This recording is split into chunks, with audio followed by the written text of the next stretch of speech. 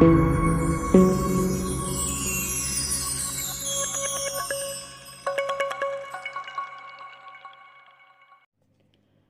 الله الرحمن الرحيم. اللهم يا ذا المن ولا يمن عليك يا ذا الجلال والإكرام يا ذا الطول والإنعام لا إله إلا أنت ظهر اللاجئين وجار المستجيرين وأمان الخائفين.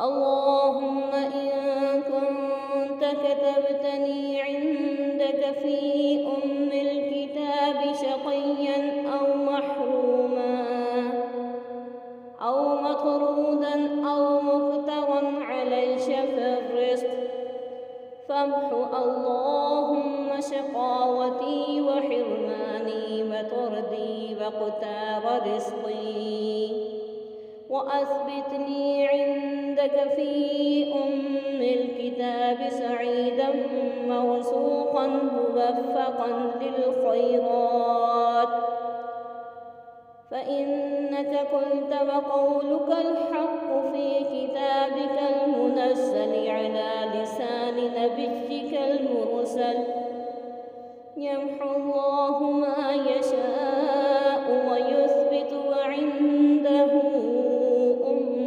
الكتاب.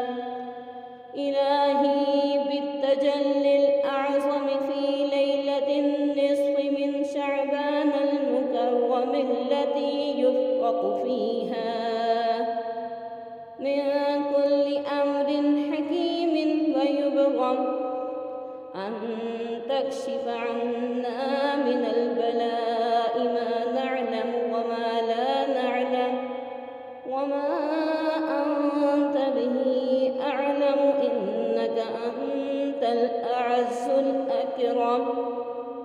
وصلى الله على سيدنا محمد وآله وأصحابه وسلم.